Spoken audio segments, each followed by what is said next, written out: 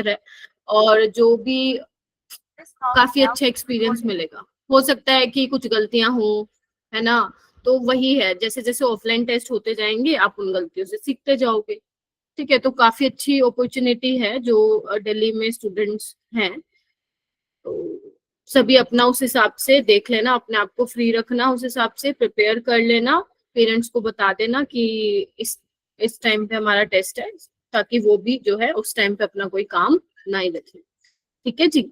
और बाकी जो जिनका ऑनलाइन होगा उसको उनको भी सबको अपनी ईमानदारी से टेस्ट देना है।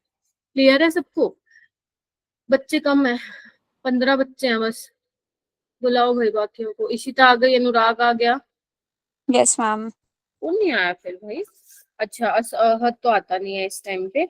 अनुराग आ गया, अनिरुद्ध आ गया। अनिरुद्ध आवाज आ रही है? Can you hear me? Yes ma'am. पूरी क्लास में सुनते हो ना मेरी आवाज? अनिरुद्ध? Yes ma'am. हाँ ठीक है। तनीषा आ गई, अच्छा जैस्मीन आ गई, ठीक है, सुजल आ गया। चलो स्टार्ट करते हैं मेरा बेटा। देखो अब क्या है ना, अपन ने बेसिकली अभी तक क्या क्या इस चैप्टर में कवर कर लिया। अपन ने फर्स्ट हमारा जो लेक्चर था, आज हमारा ये 6th लेक्चर है। ठीक है, तो लेक्चर मैम आप हमेशा जो है यहाँ पे गलत लिख के रखते हो, तो today is our 6th lecture मेरा बेटा। ठीक है, तो 5 लेक्चर में अभी तक अपन ने बच्चे क्या क्या कवर कर लिया है? तो 5 लेक्चर में अभी तक अपन ने कवर कर लिया है रेट लो कैसे लिखना है ना, ऑर्डर ऑफ रिएक्शन निकालने के कौन कौन से अपन ने डिफरेंट डिफरेंट क्वेश्चंस देखे थे। ठीक है, मॉलिक्युलरिटी क्या होती है, एलिमेंट्री रिएक्शंस क्या होती है, रेट ऑफ रिएक्शन के क्वेश्चंस कैसे करने हैं, जीरो ऑर्डर के क्वेश्चन कैसे करने हैं, फर्स्ट ऑर्डर के क्वेश्चन कैसे करने हैं, तो ये सब अभी तक मैं आप लोगों को करवा चुकी हूँ। अब हम दूसरे पड़ाव पे आ चुके हैं इस चैप्टर के। दूसरा पड़ाव है आप लोगों का आर्हेनियस इक्वेशन। याद करो जब अपन फर्स्ट क्लास में डिस्कस कर रहे थे factors affecting rate of reaction, तो मैंने वहां पे आपको बोला था कि टेम्परेचर बढ़ने से रेट ऑफ रिएक्शन भी बढ़ेगा। याद है किसी को? Yes ma'am. मैंने बोला था टेम्परेचर बढ़ने से रेट ऑफ रिएक्शन भी बढ़ेगा, लेकिन मैंने कहा था वो मैं आपको बताऊंगी बाद में। तो वो आज वो दिन आ गया है जब मैं आप लोगों को आर्हेनियस इक्वेशन कराऊंगी। बेसिकली टेम्परेचर का किस तरीके से डिपेंडेंस होता है रेट कांस्टेंट, ठीक है, रेट रिएक्शन पे, वो मैं आज आप लोगों को कराने वाली हूँ। लेकिन एक छोटा सा टॉपिक उससे पहले है, pseudo first order reaction. Not so important, लेकिन इतना मुश्किल भी नहीं है, तो हम इसको कर लेंगे। 15 मिनट भी मुश्किल से लगेंगे, इसको हम निपटा लेते हैं, देन फिर हम आर्हेनियस इक्वेशन पे जाएंगे। लेकिन सबसे पहले क्लास की शुरुआत हमारी कहाँ से होती है? रिकैप से होती है, तो करते हैं। ठीक है, टेम्परेचर कॉफिशिएंट भी मैं आप लोगों को बताऊंगी आज। तो देख रहे हो हम आखिरी पड़ाव पे बस आ गए हैं। तो आप लोगों का ये चैप्टर 31 जुलाई को इसका लास्ट क्लास होगा केमिकल काइनेटिक्स का।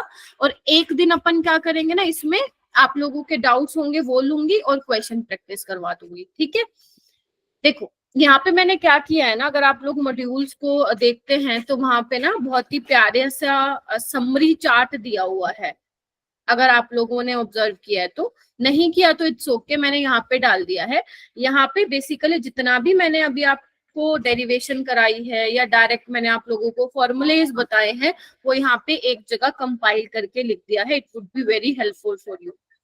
ठीक है जी, देख पा रहे हो कि जीरो ऑर्डर में डिफरेंशियल रेट लो क्या है, फर्स्ट ऑर्डर में याद है ना यही किया था हमने, सेकेंड ऑर्डर में क्या है, फिर इन्होंने nth ऑर्डर में लिख दिया है। ठीक है, रेट लो हमने या कंसंट्रेशन और टाइम के बीच में हमने क्या क्या रिलेशन निकाले थे, इक्वेशन बनाई थी, तो ये याद आ रही है। जीरो ऑर्डर के केस में AT is equal to A naught minus KT था, या आप बोल दो AT minus A naught is equal to minus KT था। ठीक है, इसमें क्या है आपका, ये भी अपन ने कर लिया था। आवाज आ रही है ना सबको? Yes ma'am. ठीक, बहुत बढ़िया, बहुत ही बढ़िया। ठीक है, उसके बाद अपन ने सेकेंड ऑर्डर का भी कर लिया था, और याद करो मैंने nth ऑर्डर का भी आप लोगों को बता दिया था। ठीक है, ग्राफ भी इन्होंने देखो लिख के दे रखा है कि लीनियर किस किस में आएगा जीरो ऑर्डर में, अगर आप AT वर्सेस T के बीच में लेते हो। फर्स्ट ऑर्डर में अगर आप L N A versus T के बीच में ग्राफ लेते हो, या सेकेंड ऑर्डर में 1/a वर्सेस टी के बीच में ग्राफ लेते हो, तो वो लीनियर आता है, स्लोप पॉजिटिव नेगेटिव हो सकता है। ठीक है, हाफ लाइफ के ये तीनों चीजें आप लोगों को टिप्स पे होनी चाहिए। ठीक है, हाफ लाइफ किसका, जीरो ऑर्डर का, फर्स्ट ऑर्डर का, सेकेंड ऑर्डर का भी आप लोगों को पता होना चाहिए, एंड nth ऑर्डर का तो मैंने आपको कल बताया था, काफी ज्यादा इंपॉर्टेंट है। ठीक है जी, इसके अलावा ये ग्राफ, क्या आप देख पा रहे हो ग्राफ? देखो, जैसे इन्होंने कंसंट्रेशन ए वर्सेस टाइम का ग्राफ बनाया हुआ है जीरो ऑर्डर के केस में, लॉग ए वर्सेस टाइम का बनाया हुआ है, सेकेंड ऑर्डर का बनाया हुआ है। तो इस तरीके से ये सारे वही वाले ग्राफ हैं जो मैंने आप लोगों को क्लास में करवाया था। ठीक है, तो आप ये कब हेल्पफुल रहता है, ये तब हेल्पफुल रहता है जब आप लोग अपने शॉर्ट नोट्स रिवाइज करते हो ना, तो शॉर्ट नोट्स में आप इनको ऐड कर लेना। बनाते हो ना सभी शॉर्ट नोट्स तुम लोग? Yes, ma'am. Yes, ma'am. ठीक है, हाँ, तो जब तुम बनाते हो ना शॉर्ट नोट्स, तो इसी तरीके से बनता है समरी चार्ट। जैसे आप लोगों ने इंपॉर्टेंट फॉर्मूलेज एक पेज पे लिख लिए, उससे क्या होगा ना, मैं तो दे दूंगी, मैं तो देती ही हूँ तुम्हें एग्जाम डोज करके, लेकिन जब तुम खुद अपने दिमाग से लिखते हो ना कि हाँ ये पहले पूरा रिवाइज कर लो कि क्या क्या इसमें इंपॉर्टेंट फॉर्मूलेज थे, उसको अपना एक शीट पे लगा लो, मतलब लिख लो। अब उसको जहां तुम्हें रखना है वहां पे रखो और पढ़ो उसको। ठीक है मेरा बेटा, क्योंकि देखो क्वेश्चन कैसा आएगा, डिफिकल्ट आएगा, मॉडरेट आएगा, इजी आएगा, वो तो बात की बात है, बट पहली चीज तो अपनी ये रहती है ना कि अपने को फॉर्मूला याद होगा या नहीं होगा। तो अगर तुम्हें फॉर्मूला याद है, कुछ ना कुछ तो तरीके से उस क्वेश्चन को अप्रोच कर पाओगे ना तुम लोग, राइट? तो उसके लिए वो जरूरी है। अब ये 3 क्वेश्चन मैंने आपको घर से करने के लिए दिए थे, एक बार फटाफट ये कर दो मेरा बेटा, फिर मैं आगे चल।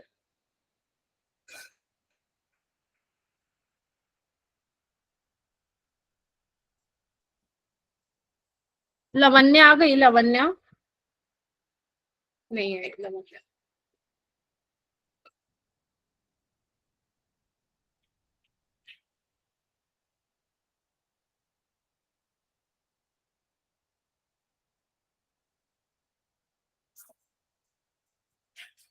करो बच्चों।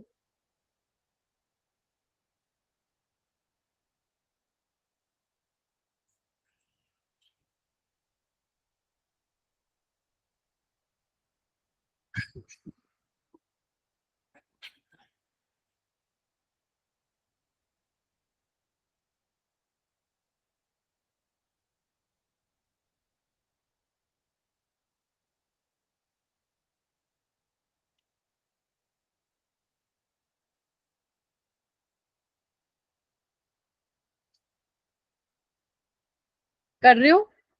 Yes. Yes, ma'am. करो।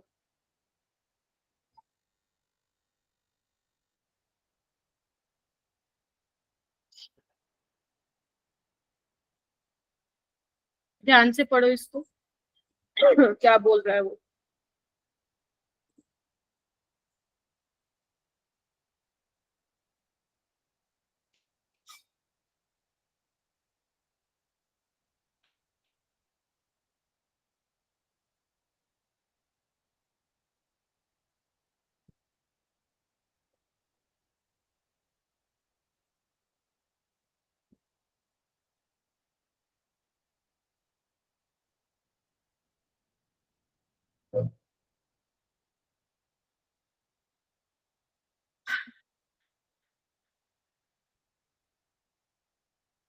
इससे पहले किसकी क्लास थी? कितने बच्चे थे उसके अंदर?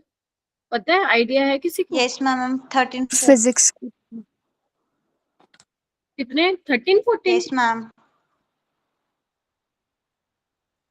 अच्छा 20।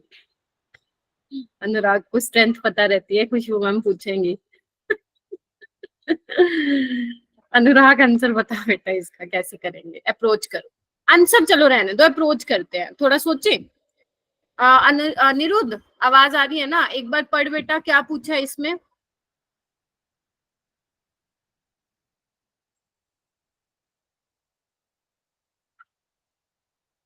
कैमरा ऑन करवा दूंगी सबका, मेरी बात नहीं सुनी तो किसी ने।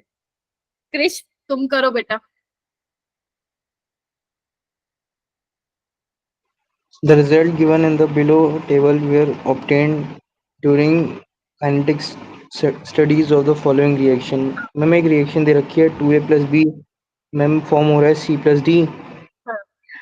मैम एक चार्ट दे रखा है, उसमें ना मैम 5 एक्सपेरिमेंट की वैल्यूज दे रखी हैं। Very good. हाँ हाँ हाँ, सही जा रहे हो। तो अब देखो तुम्हें क्या बोला है, तुम्हें ये पूछा है कि एक्स एंड वाई क्या होगा। तो एक बात बताओ, ऐसे डेटा वाले क्वेश्चन अपन ने कल किए थे, है ना, बस इस टाइप का नहीं किया, Yes, ma'am. लेकिन कॉन्सेप्ट अपन समझ चुके हैं। देखो सबसे पहले ना आपको ये पता, जब भी ये डेटा वाला आता है ना क्वेश्चन, तो सबसे पहले तुम्हें ये पता करना है कि ऑर्डर क्या है। ऑर्डर किसके बीच में पता लगाओगे, ए और बी, मतलब ए के रिस्पेक्ट में क्या ऑर्डर है, बी के रिस्पेक्ट में क्या ऑर्डर है, यही ऑर्डर पता लगाओगे। यानी कि first you have to write the rate law, और रेट लो तभी लिख पाओगे जब तुम्हें ए के रिस्पेक्ट में ऑर्डर मालूम पड़ेगा, जब तुम्हें बी के रिस्पेक्ट में ऑर्डर मालूम पड़ेगा। तो पहला स्टेप तुम्हारा क्या होना चाहिए, ऑर्डर निकालना।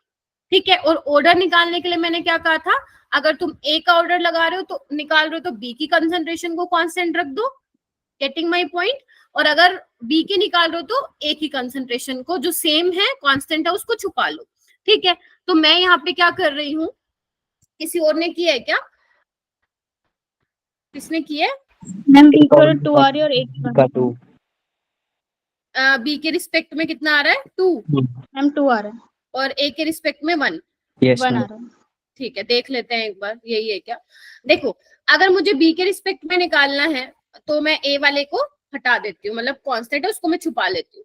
तो ये 1 से 2 हो रहा है, 2 टाइम्स हो रहा है, और इसको आप करोगे तो देखोगे 6 4 यानी कि 4 टाइम्स हो रहा है। अगर आप इसको 24 × 10⁻³ कर लेते हैं, ठीक है, तो ये 2 टाइम्स हो रहा है, और रेट आपका क्या हो रहा है 4 टाइम्स हो रहा है, यानी कि बी के रिस्पेक्ट में ऑर्डर 2 है, ये तुमने बिल्कुल सही निकाला है। ठीक है जी, अब हम देख लेते हैं कि ए के रिस्पेक्ट में क्या ऑर्डर है। तो बी वाली कोई 2 सेम कंसंट्रेशन उठाओ और उसको छुपा लो। तो मैं ले लेती हूँ फर्स्ट एक्सपेरिमेंट, और कौन सा है, थर्ड वाला एक्सपेरिमेंट। जैस्मीन का आंसर आ रहा है 0.3 0.4।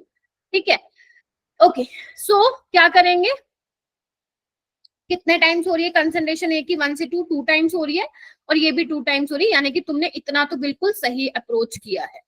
ठीक है जी, बस अब तुम्हें एक्स एंड वाई निकालना है। अब देखो मैं पता है ऐसे क्वेश्चन को कैसे करती, अगर मैं तुम लोगों की जगह होती, ऑप्शन से रखती, मैं x को 0.3 या x को 0.4 रख के देखती एंड मेरा क्वेश्चन सोल्व हो जाता। जैसे अब जैस्मीन ने किया। जैस्मीन क्या तुम तुम्हारी अप्रोच बता सकती हो कि तुमने कैसे किया बेटा। हाँ जैस्मीन, अगर अनम्यूट कर सकती हो तो करो बेटा एक बार। मैम वैल्यू पुट करके किया था। हाँ ठीक है, तो उसने वही वाली अप्रोच फॉलो किया, समझ रहे हो मेरी बात। क्योंकि आपको ये तो मालूम पड़ गया ना कि बी के रिस्पेक्ट में सेकेंड ऑर्डर होगा। ठीक है, अच्छा एक बात बताओ, तुम खुद सोचो, 7.2 से 2.88 जा रहा है, या इसको आप 28.8 ये लिख दो, 28.8 10⁻², मतलब ये 4 टाइम्स हो रहा है मोटा मोटा। बोलो हाँ क्या ना। Yes ma'am. Yes. Yes. और अगर ये 4 टाइम्स हो रहा है तो मतलब ये पक्का 2 टाइम्स ही होना चाहिए फिर। Yes ma'am. 2 टाइम्स क्या हो सकता है, देखो यहाँ पे मेरे को 2 ही ऑप्शन दिख रहे हैं, या तो 0.3 होगा 0.4, यानी कि पक्का यहाँ पे क्या होगा। क्लियर है ये वाली बात, ठीक है। Yes. अच्छा अब तुम्हें क्या है, अब इन दोनों को पकड़ लो। वाई अगर आप ऑप्शन से नहीं जाते, मान लो दिमाग में क्लिक नहीं किया कि मैम ऑप्शन से जाना, तो कोई बात नहीं। अब तुम एक एक्सपेरिमेंट 2 को पकड़ो और 4 को पकड़ो। ए की क्या होनी चाहिए कंसंट्रेशन, मतलब जितना कंसंट्रेशन में इंक्रीज होगा उतना ही रेट में होना चाहिए, because order is first.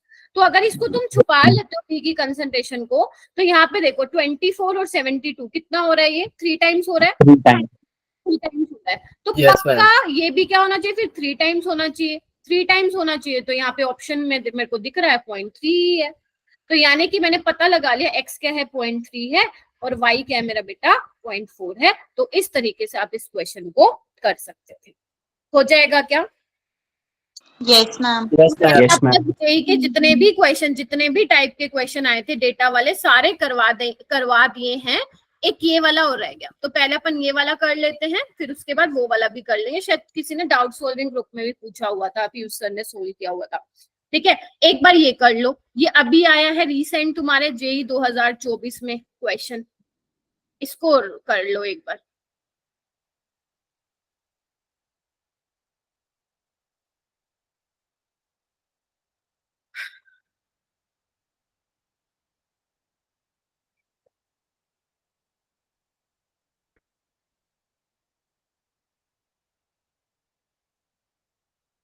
Ayush का हो गया क्योंकि आयुष ने डीपीपी में भी देखा होगा ये क्वेश्चन। हाँ आयुष।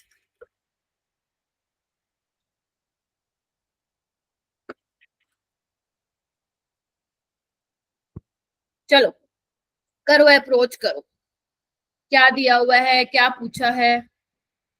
देख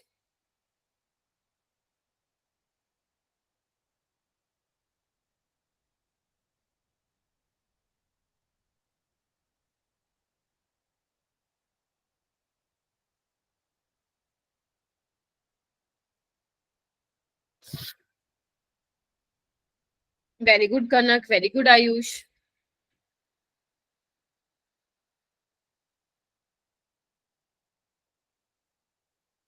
शाबाश, सही जा रहे हो।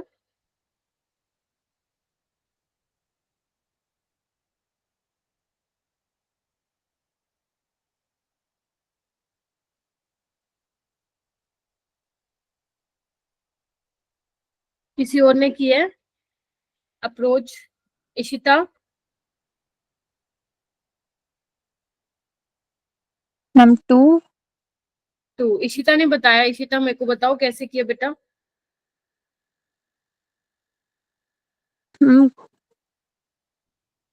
हाँ हाँ हाँ, बोलो बोलो, आराम से बोलो। कंसंट्रेशन ही कंसीडर किया तो 0.005 से हाँ हाँ, सही जा रही हो, बिल्कुल बोलो। 0.01 में चली गई, ये डबल होगी। Very good. और वैसे 0.01 से 0.02, ये भी मतलब डबल हो रही है। वो भी डबल होगी। फिर हमने कंसंट्रेशन देखी तो वो 3.0 से 1.4 जा रही है, जो कि वो 4 टाइम्स जा रही है। 3.0 से 1.2 रेट है, रेट है ये। यस मैम, रेट 4 टाइम्स हो रहा है तो एन ऑर्डर 2 आ जाएगा। वेरी गुड, देख पा रहे हो। आप कोई भी दो एक्सपेरिमेंट को पकड़ लो, आप 2 और 3 को पकड़ लो, अगर वो मतलब इजी दिख रहा है। वैसे 1 और 2 को भी आप ले सकते हो। तो यहाँ पे अगर आप सेकेंड और थर्ड एक्सपेरिमेंट को बेटा लेते हो तो आपको दिख रहा है जो कंसंट्रेशन है वो कितनी हो रही है, 2 टाइम्स हो रही है। करस्पॉन्डिंग रेट क्या हो रहा है, 4 टाइम्स हो रहा है। तो अगर हो रहा है तो इट मीन्स ऑर्डर क्या रहा होगा, 2 रहा होगा। सभी से हो जाएगा, जितने भी यहाँ स्टूडेंट्स बैठे हो। 16 स्टूडेंट्स यहाँ पे बैठे हैं बेटा। अनिरुद्ध, क्रिश, अक्षिता, निहारिका, और कौन है, सुजल, रिजुल, तनिषा, तनु, साक्षी, अक्षिता जी। ओके, ठीक है। चलो चलो चलो, ये वाला क्वेश्चन करो। बड़ा ही प्यारा सा क्वेश्चन है।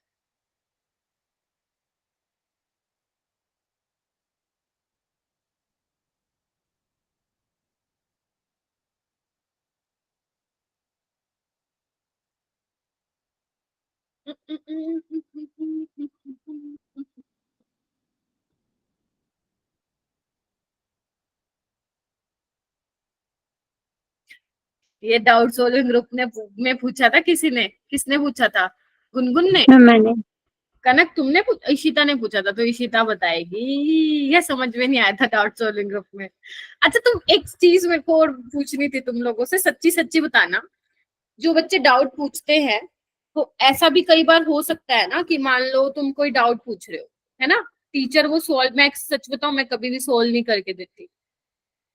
ठीक है, अगर मान लो टीचर सॉल्व करके दे रहा है या कोई हिंट दे रहा है, तो उसके बाद तुम झूठी मूठी की हाँ तो नहीं भरते ना कि हो गया। क्या सच में होता है?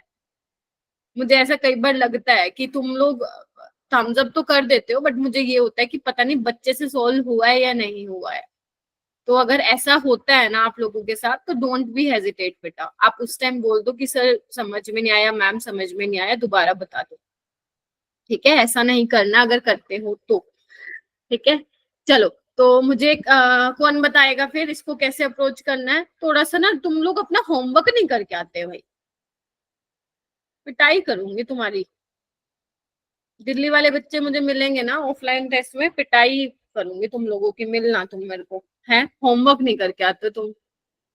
और हिमाचल वाले बच्चों को मैं उसमें लूंगी, वीडियो कॉल पे। चलो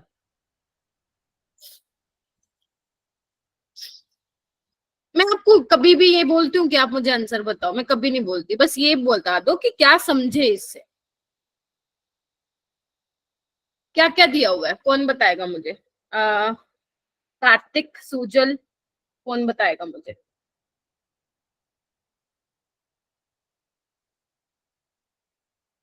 ओन जी लेट हो गए। हाँ, कोई है ऐसा स्टूडेंट जो मुझे, अच्छा आयुष है, आयुष के अलावा?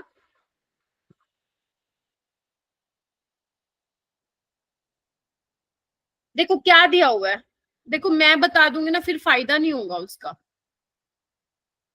निहारिका आप देखो क्या दिया हुआ मेरे बेटा।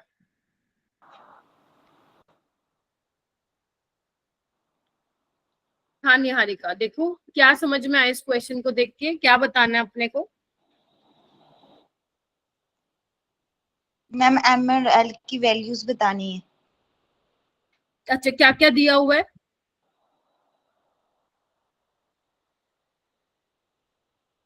ये तो बता दो क्या क्या दिया हुआ है।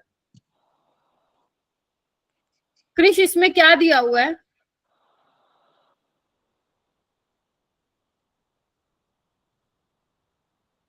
क्या इंफॉर्मेशन दी हुई है तुम लोगों को? आयुष क्या मैम एक्स की कंसंट्रेशन दे रखी हाँ है हाँ और वाई की कंसंट्रेशन और मैम रेट दे रखा है। ठीक है, और क्या कोई और इम्पोर्टेंट इन्फॉर्मेशन है? क्योंकि मैंने तुम्हें कहा था ये अगर ऐसे वाले क्वेश्चन आ जाते हैं उस y is with respect zero order y की y हाँ, जीरो।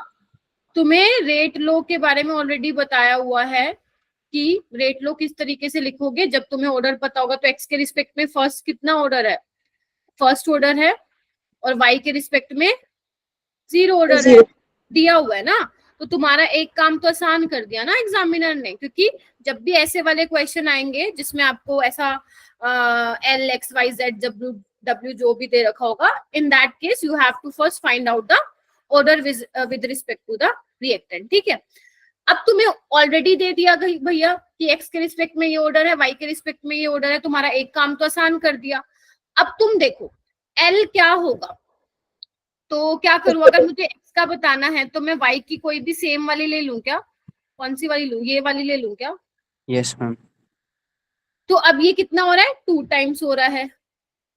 किसकी मैं पता लगा रही हूँ, एक्स की, और एक्स के की क्या है रिस्पेक्ट में फर्स्ट ऑर्डर है, तो यानी कि ये कितना होना चाहिए, अगर ये 2 टाइम्स हो रहा है तो एल जो भी होगा वो भी 2 टाइम्स होगा 0.1 के, यानी कि एल शुड बी 0.2।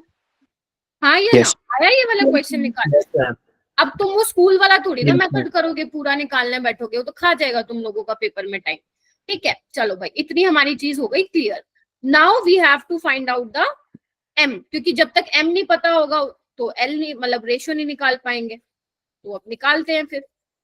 एम क्या होगा, देखो क्या ले हम, कोई भी 2 एक्सपेरिमेंट पकड़ो, एक तो ये वाला लेना पड़ेगा थर्ड वाला, क्योंकि एम की वैल्यू चाहिएगी, और एक ये वाला ले लो। ठीक है ओके, तो अब क्या करें, इसमें आपको क्या करना पड़ेगा, तो मैं एक्सपेरिमेंट कौन सा ले रही हूँ मेरा बेटा, थर्ड एंड फोर्थ वाला। ठीक है, तो एक्स की कंसंट्रेशन क्या है 0.4 बाय 0.1, ऑर्डर क्या है 1, वाई के रिस्पेक्ट में ऑर्डर क्या है 0, तो इसको ना लिखूं ना क्योंकि किसी भी की पावर 0 1 हो जाएगी।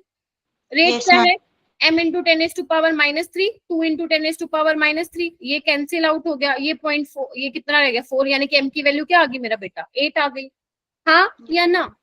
Yes, yes ma'am. मैम। तो तुम यहाँ पे चेक भी कर सकते हो, अगर तुम 8 रखोगे तो अगर ये 4 टाइम्स हो रही है, देख पा रहे हो क्या, अगर ये 4 टाइम्स हो रही है तो ये भी 4 टाइम्स हो रही है, बिकॉज वाई की कंसंट्रेशन पे तो वो डिपेंड नहीं कर रहा। अब ये कंसंट्रेशन की वैल्यू सेम है डिफरेंट है, कोई फर्क ही नहीं पड़ता। ठीक है, तो आप क्रॉस चेक भी कर सकते हो। तो m की वैल्यू आ गई 8, लेकिन तुम्हें क्या निकालना है, न्यूमेरिकल वैल्यू निकाली m एंड l की, मतलब इनका रेशियो लेना है। तो m क्या है 8 है और l क्या है 0.2 है, यानी कि कितना आ जाएगा ये 40 Yes, ma'am. हो जाएगा ये वाला क्वेश्चन। तो यहाँ Yes, पे ma'am. तुम्हें क्या लिखना था, जो भी उसने नियरेस्ट इंटीजर पूछा था उसमें तुम्हें क्या लिखना था मेरा बेटा 40 लिखना था। ठीक है, तो मैंने ऐसे सारे टाइप के क्वेश्चंस करा दिए। अब अगर अभी तुम्हें कोई भी क्वेश्चन ऐसा मिलता है तो तुम आराम से कर दोगे, अगर इतना समझ में आ गया है। मुझे नहीं लगता इससे बाहर वो कहीं जाएगा। ठीक है चलो, अब मैं आगे बढ़ रही हूँ, हेडिंग डालिए सूडो फर्स्ट ऑर्डर रिएक्शन। हालांकि हमने फर्स्ट ऑर्डर ऑलरेडी डिटेल में कंप्लीट कर लिया है, लेकिन एक छोटू सा टॉपिक है सूडो फर्स्ट ऑर्डर रिएक्शन जो अपने को अभी करना है। सूडो मतलब क्या होता है बताना। Ma'am False. Imaginary frictional. हाँ जी, फिर बोलो। फॉल्स। फॉल्स। नकली, है ना, नकली, यानी कि कुछ ना कुछ तो लोचा है। ठीक है, अभी सूडो फर्स्ट ऑर्डर रिएक्शन क्या होती है, यहाँ पे लिखना स्टार्ट कीजिए मेरा बेटा।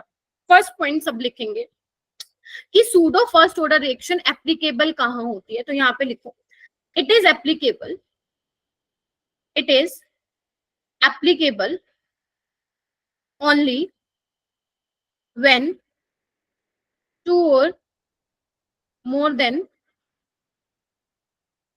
To reactants are present. कहाँ पे लगेगा मेरा बेटा ये सूडो ऑर्डर रिएक्शन वाला, जहां पे 2 या 2 से ज्यादा रिएक्टेंट तुम्हारे प्रेजेंट हो। ठीक है जी, लिखो in this type of reaction, in this type of reaction हम क्या कंसिडर करते हैं, one of the reactant is taken in large amount या excess amount. So लिखो, so its concentration does not changed. लिख लो पहले, फिर मैं समझाती हूँ। so फिर लिखो 10 order of reaction changed।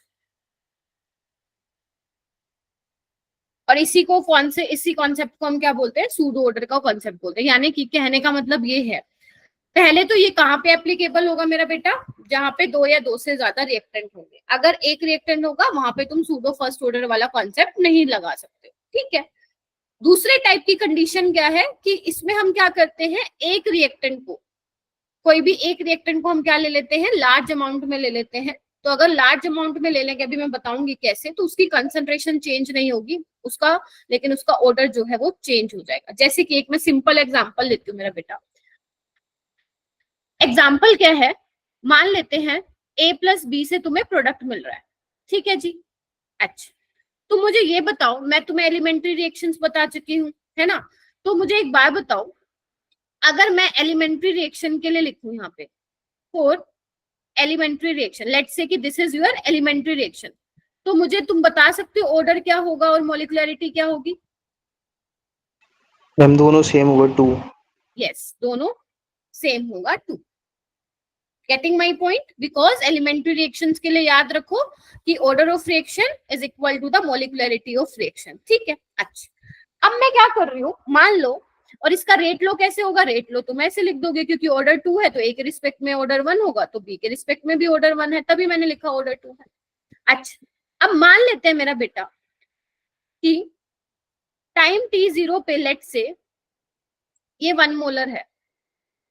ठीक है, और ये मान लेते हैं ये 1 मोल मान लो, अगर 1 लीटर वॉल्यूम ले रहे हो तो 1 मोलर बोल दो, और ये 1000 मोल। ठीक है, तो ये तो कुछ बना ही नहीं है। कुछ टाइम के बाद इसमें से कुछ गया होगा, मान लेते हो X गया होगा, तो इसमें से भी कितना गया होगा, X गया होगा। बताओ हाँ या ना, और ये X बना होगा P। तो एक बात बताओ मेरा बेटा, अगर मैं एज्यूम कर लूं कि जो मेरा X है, ध्यान से सुन लेना, जो X है वो 1 से कम है, मतलब मेरा जितना गया है ना वो 1 से कम है। एक बात बताओ, अगर तुम्हारा X 1 से कम है तो 1000 से तो बहुत कम हो जाएगा, हाँ या ना? Yes ma'am. तो मैं 1000 माइनस X को तो अप्रोक्सीमेटली 1000 के बराबर ही लिख सकती हूँ। Yes ma'am. सोचिए बताओ सारे, लिख सकती हूँ। Yes, ma'am. यानी कि टाइम, जब आपका टाइम बीतता जा रहा है तब आपकी बी की कंसंट्रेशन या बोल दो बी के मोल्स चेंज नहीं हो रहे हैं। इसका मतलब क्या हुआ कि now the rate is not dependent on the concentration of P. Are you getting my point?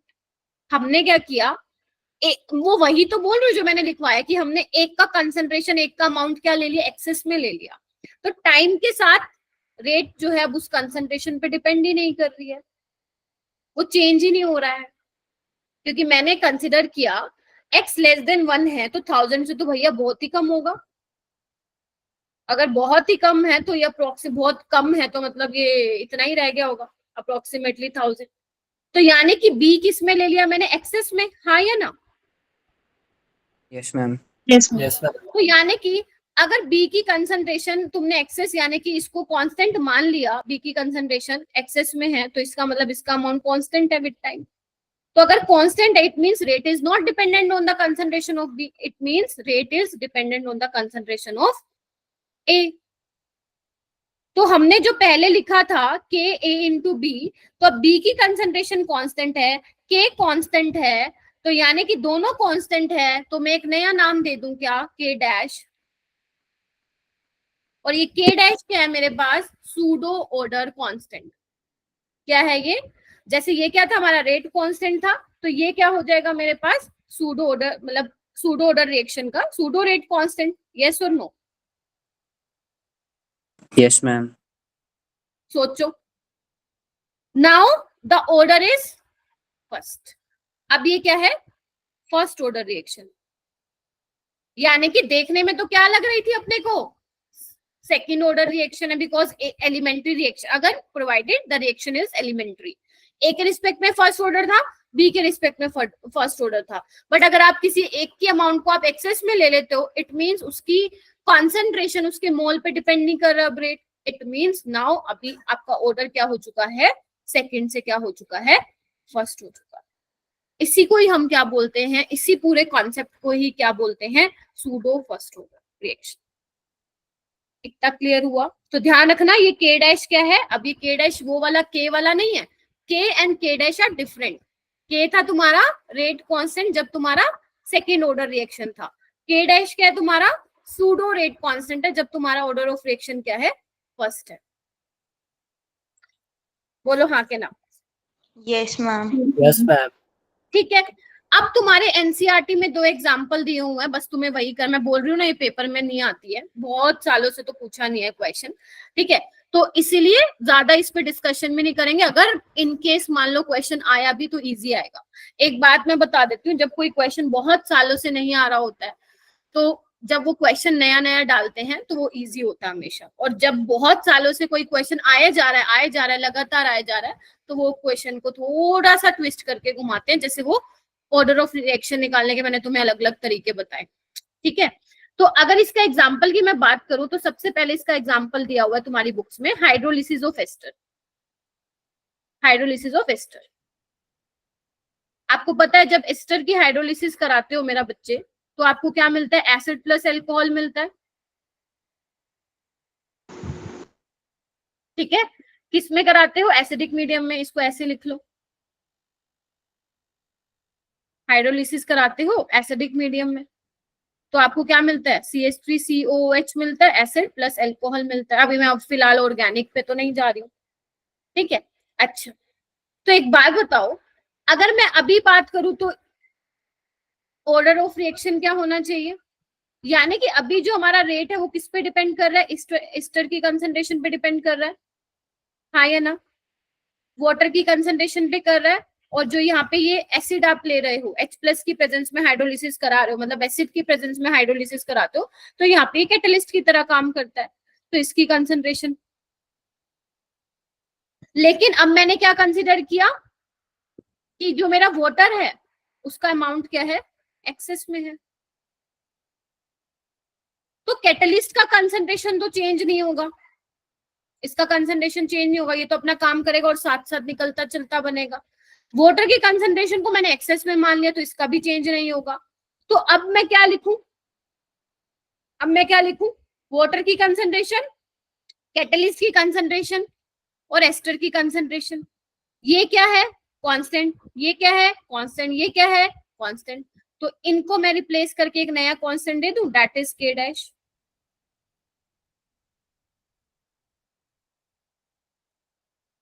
यानी कि रेट पहले क्या था, थर्ड ऑर्डर का था, अगर इन तीनों पे डिपेंड कर रहा है तो now the order is first order. This is your pseudo first order reaction. ठीक है. इसके अलावा एक कौन सा है, एक आपको दिया हुआ है इन्वर्जन ऑफ केन शुगर. सुना है क्या किसी ने इन्वर्जन ऑफ केन शुगर? हालांकि ये आप बायोमोलिक्यूल्स वाले चैप्टर में पढ़ते हो, जिसमें आप सुक्रोज का हाइड्रोलिसिस कराते हो, C12H22O11. इसका आप हाइड्रोलिसिस कराते हो एसिडिक मीडियम में. तो यहां से क्या मिलता है, कभी पढ़ा हो तो ग्लूकोज की 2 यूनिट मिलती है. हालांकि ये आप पढ़ोगे जब मैं आपको बायोमोलिक्यूल्स पढ़ाऊंगी उसमें. ठीक है. तो 2 यूनिट मिलते हैं ग्लूकोज और फ्रक्टोज की. तो यहाँ पे भी वही सेम करना है. आपको क्या करना है, एसिडिक मीडियम में ले रहे हो तो वही सेम होगा. इसकी कॉन्सेंट्रेशन क्या हो जाएगी, कांस्टेंट. तो रेट फाइनली किस पे डिपेंड करेगा, आपका सुक्रोज की कंसेंट्रेशन पे. तो वो क्या हो जाएगा, आपका सूडो फर्स्ट ऑर्डर का एग्जांपल हो जाएगा. ठीक है. बस यही आपको करना है. कुछ था इसमें, मेरे को तो कुछ नहीं लगा, सिंपल है. बस ये ध्यान रखना रिएक्टेंट जो है 2 या 2 से ज्यादा होने चाहिए, पहली चीज. ठीक है. उसके अलावा आपको जो अमाउंट है one of the reactant excess में लेना है. ठीक है. हालांकि एग्जामिनर अगर क्वेश्चन देगा तो थ्योरेटिकल क्वेश्चन ही देगा, इसमें वो बता के रखेगा कि कौन एक्सेस में वो ले रहा है. अकॉर्डिंगली आपका क्या आ जाएगा, फिर उसका रेट आ जाएगा. ठीक है. चलूं आगे. बस हाँ, ये ध्यान रखना कि ये वाला के और ये के डैश सेम नहीं है. ये वाला रेट कांस्टेंट है, ये वाला क्या है, सूडो रेट कांस्टेंट है. तो 2 एग्जांपल है आपके सिलेबस में, hydrolysis of ester in acidic medium, sucrose का hydrolysis in acidic medium. Inversion का मतलब कहाँ से क्या आया, जब तुम लोग बायोमोलिक्यूल्स पढ़ोगे, ठीक है, तो वहां पे इन्वर्जन वाला जो वर्ड है वहां पे आप लोग डिटेल में थोड़ा सा पढ़ते हैं. ठीक है. अभी मैं इसलिए नहीं करा रही क्योंकि जरूरी भी नहीं है आप लोगों के. ठीक है. Now the next topic is temperature dependence of rate and rate constant. और ये आपको नोट डाउन करना है अपनी नोटबुक में. Temperature dependence of rate and rate constant. तो मैंने ये आपको फर्स्ट क्लास में बता दिया था कि जो रेट और आपका जो रेट कांस्टेंट है वो टेम्परेचर के साथ भैया वेरी करता है, इंक्रीज होता है ना. अच्छा. तो यहाँ पे इन्होंने एक बात लिखी हुई है बड़ी प्यारी सी. वो ये बात लिखी हुई है मेरा बेटा कि एक्सपेरिमेंटली ये देखा गया, ध्यान से सुन लो, एक्सपेरिमेंटली ये पाया गया, बहुत सारे एक्सपेरिमेंट्स हुए हैं, नंबर ऑफ एक्सपेरिमेंट्स. तो उन एक्सपेरिमेंट से ये देखा गया कि मोस्ट ऑफ द रिएक्शन, सारी नहीं बोल रही हूँ मैं, मोस्ट ऑफ द रिएक्शंस के लिए जो आपका रेट है और रेट कांस्टेंट, समझ गए ना, रेट और रेट कांस्टेंट. रेट मतलब जो आप रेट ऑफ रिएक्शन की बात करो, रेट कांस्टेंट आपका के. किसी भी केमिकल रिएक्शन के लिए वो 2 to 3 टाइम्स हो जाता है जब आप टेम्परेचर 10 डिग्री से बढ़ाते हो. क्या बोला मैंने, एक्सपेरिमेंटली ये देखा गया कि मोस्ट ऑफ द रिएक्शन के लिए जब आप टेम्परेचर 10 डिग्री बढ़ा देते हो, कोई रिएक्शन, मान लो कोई रिएक्शन हो रही है लेट्स से 20 डिग्री पे, आप 30 डिग्री उसका टेम्परेचर कर देते हो, तो रेट और रेट कांस्टेंट जो है उसमें बढ़ जाता है. कितने टाइम से, 2 to 3 टाइम्स से. ठीक है. ये चीज समझ में आई. लेकिन ध्यान रखना, मैंने बोला मोस्ट ऑफ द रिएक्शन, कुछ ऐसी भी रिएक्शंस होती हैं जिसमें 2 to 3 से, मतलब यूनिटी से 1 से भी कम आता है, उस केस में क्या रेट. ठीक है.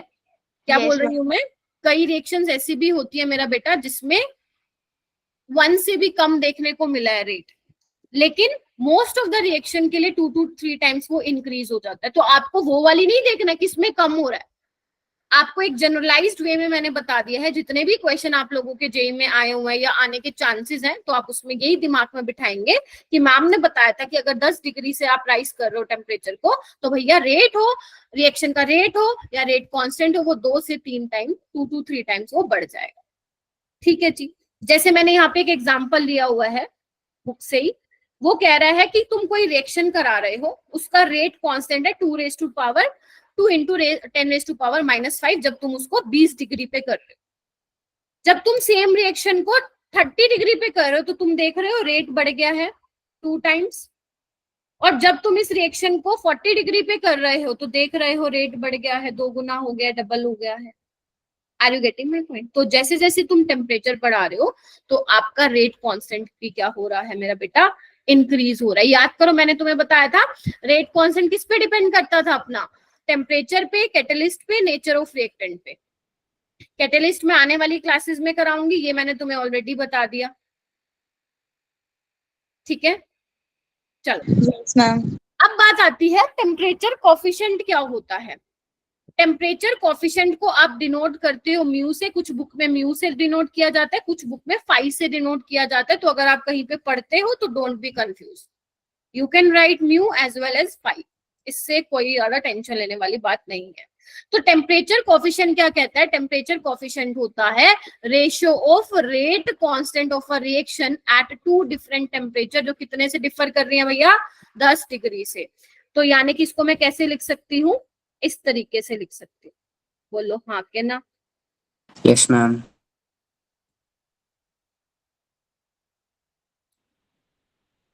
ठीक है, अच्छा अब इसमें जो क्वेश्चन आते हैं उसमें फॉर्मूला कौन सा यूज होता है,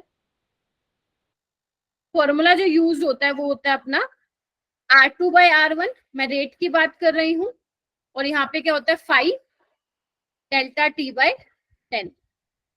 दिस इज द फॉर्मूला जो आप यूज करोगे इस वाले, अभी मैं क्वेश्चन भी कराऊंगी जो इनसे रिलेटेड क्वेश्चन होगा। R2/R1 क्या है, रेट है, 2 मतलब किसी दूसरे T2 टेम्परेचर पे किया होगा, R1 क्या है, T1 टेम्परेचर पे, 5 क्या है, टेम्परेचर कोफिशिएंट, डेल्टा की T क्या है, चेंज इन टेम्परेचर, है ना। और ध्यान रखना जो चेंज है वो हमेशा पॉजिटिव आएगा, यानी कि T2 माइनस T1 क्या आने वाला है, पॉजिटिव आने वाला है, यानी कि T2 is greater than T1। ऐसे ही K2/K1 भी क्या हो जाएगा, डेल्टा T/10 हो जाएगा। और यहाँ पे एक पॉइंट लिख लो नोट करके, if nothing is mentioned, if nothing is mentioned in exam, take 5 की वैल्यू 2। अगर आपको नहीं दे रखी है टेम्परेचर कोफिशिएंट की वैल्यू तो उसको आप कितनी कंसिडर करोगे मेरा बेटा, 2 कंसिडर करो, ठीक है क्या। Yes, ma'am. Yes, ma'am. ठीक है, ओके इसको लिख लो। मैम केटी क्या है एक बार बता दो। केटी कहाँ पे मेरा बेटा, मैम जी अपने phi is equal to KT plus 10। ये कह रहा है कि टेम्परेचर कोफिशिएंट क्या है, रेशियो ऑफ रेट कांस्टेंट है, तो मैंने रेशियो लिखा है ना, किसका, ratio of rate constant of a reaction at 2 different temperature differing by 10 degree. तो ये T+10 क्या दिखा रहा है, यहाँ पे T कर लेना, T+10 क्या दिखा रहा है, 10 डिग्री से राइज किया टेम्परेचर, ठीक है। ओके चलो इतना कर लिया, आगे चलो ये क्वेश्चन करते हैं। अब देखो अप्रोच कैसे करोगे इस क्वेश्चन को, देखो इफ टेम्परेचर कोफिशिएंट इज 2, ठीक है, then calculate rate of reaction at 60 degree, if at 20 degree rate of reaction is R, ये आपको दिया हुआ है।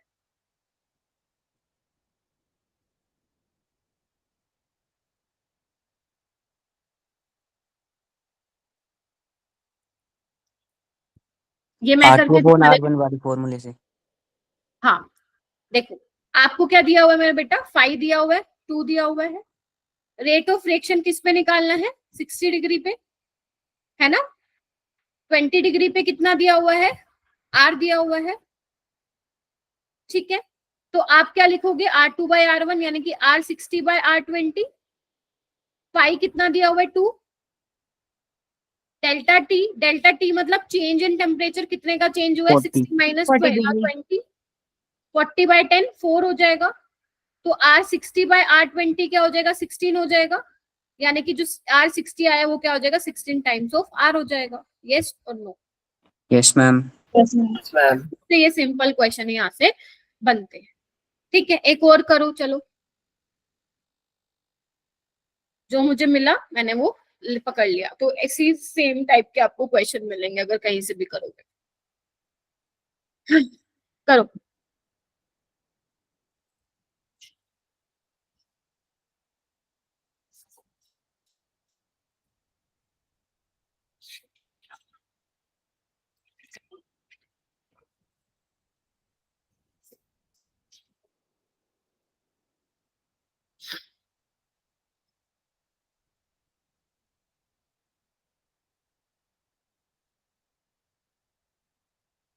हो गया। ठीक है, एक बार बाकी कर लीजिए।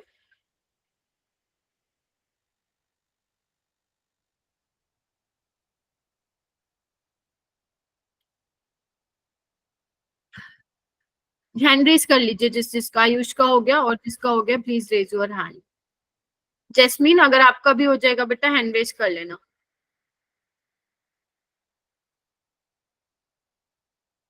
शाबाश, वेरी गुड इशिता।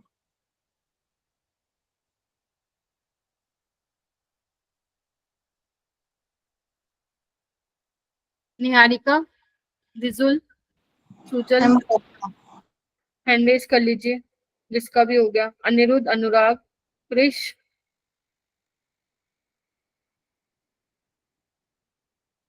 शाबाश, वेरी गुड। दीक्षांत, क्या आ रहा है बेटा? Ma'am B. 9 आ रहा है, यस मैम। कैसे किया? मैम हमें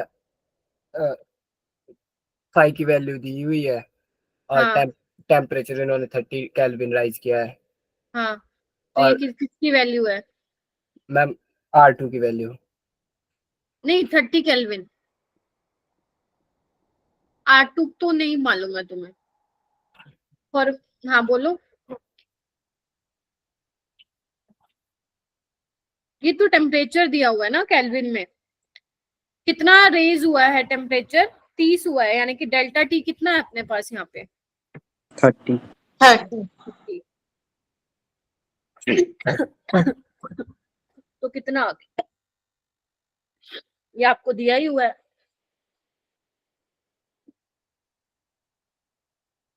सॉरी, कितना टाइम्स हो गया? 27 टाइम्स। 27। ठीक, कैसे आ रहा था बच्चे?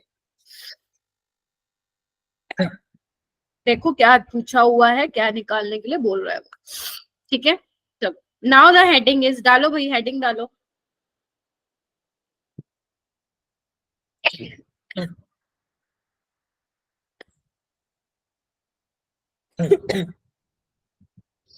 हेडिंग डालिए अरेनियस इक्वेशंस। अब मैम ये क्या है? अरेनियस जो बंदा है उसने क्या किया है, उसने ना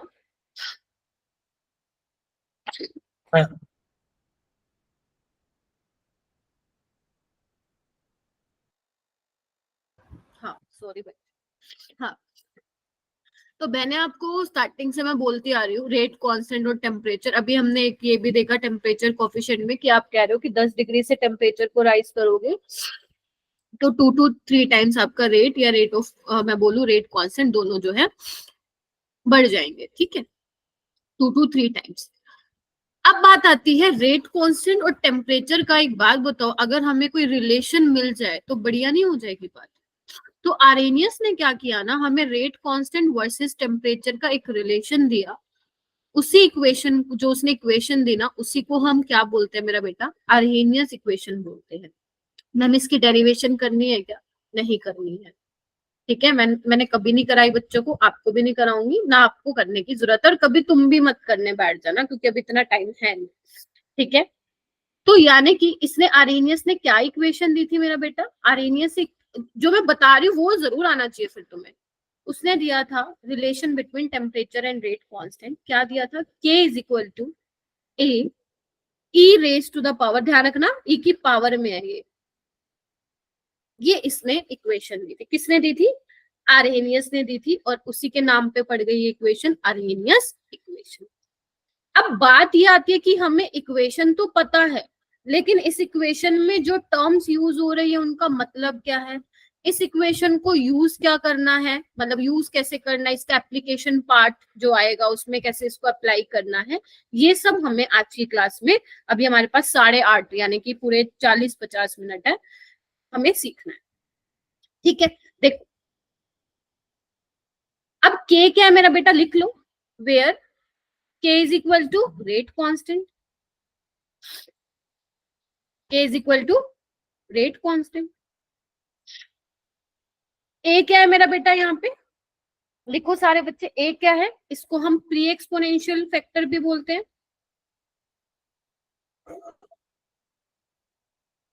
प्री एक्सपोनेंशियल फैक्टर क्यों बोलते हैं, क्योंकि देखो एक्सपोनेंशियल से पहले लिखा गया है ना, इसीलिए I am saying pre exponential factor. और क्या बोलते हैं इसको, कोलिजन फैक्टर भी बोलते हैं। और क्या बोलते हैं इसको, आरेनियस फैक्टर भी बोलते हैं, बड़े सारे नाम है, आरेनियस फैक्टर भी बोलते हैं, और इसको फ्रीक्वेंसी फैक्टर भी बोलते हैं, बड़े सारे नाम है, फ्रीक्वेंसी फैक्टर भी बोलते हैं। अब फ्रीक्वेंसी फैक्टर का ना थोड़ा सा इंटरेस्टिंग वाला पार्ट है, वो मैं तुम्हें बताऊंगी, ठीक है। देखो आगे लिखो, ये क्या है यहाँ पे, ये है एक्टिवेशन एनर्जी।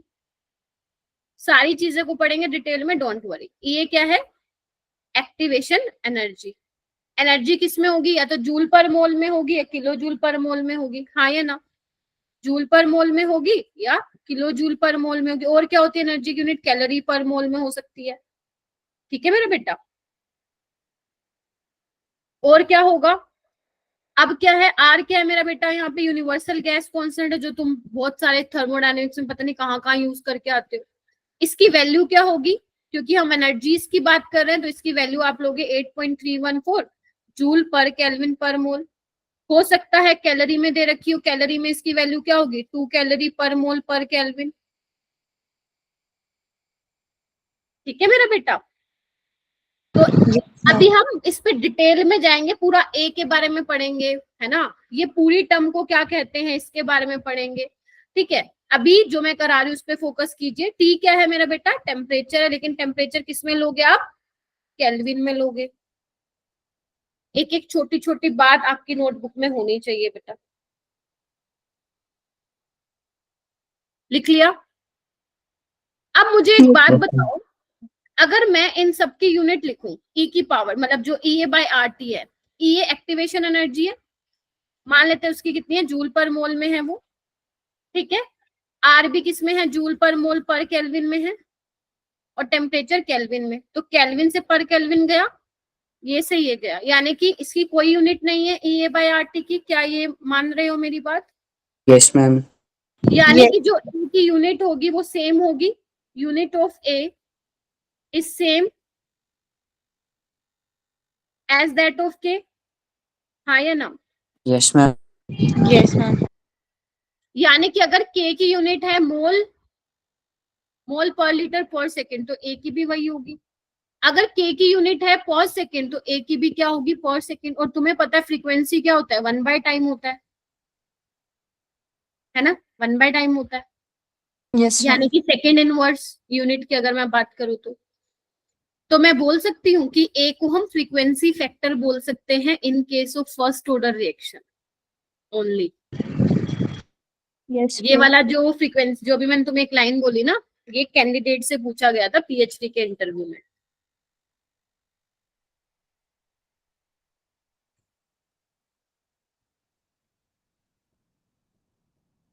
कि ए को हम फ्रीक्वेंसी फैक्टर कब बोलते हैं, मैम हमें क्यों बता रहे हो, आ गई दिमाग में, बता दिया, ठीक है। तो फ्रीक्वेंसी फैक्टर हम बोलते हैं ए को in case of first order reaction, ठीक है।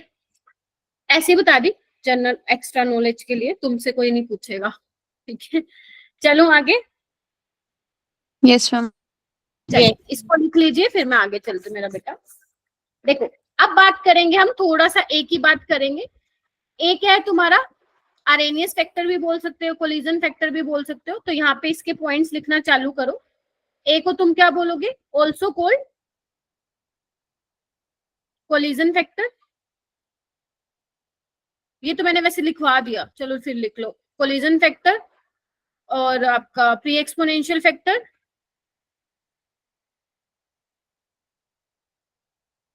या फ्रीक्वेंसी फैक्टर।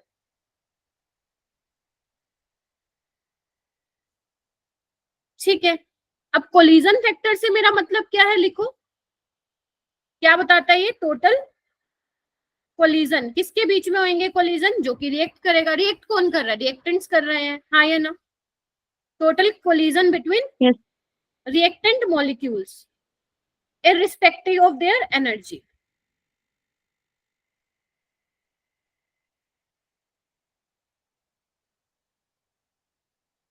क्या बोला मैंने? ए क्या बताता है कि टोटल कोलिजन कितने हुए बिटवीन द रिएक्टेंट मॉलिक्यूल्स।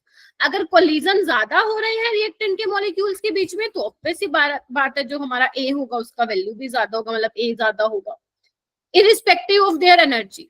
मतलब वो ये कह रहा है कि भैया मैं एनर्जी की बात नहीं कर रहा कि जो मॉलिक्यूल्स कोलाइड कर रहे हैं उनके पास एनर्जी कितनी है, मैं तो सिर्फ इतना बात कर रहा हूँ कि कितने टोटल कोलिजन कितने हो रहे हैं रिएक्टेंट मॉलिक्यूल्स के बीच में। तो मैं लिख दूं A is directly proportional to rate of collision.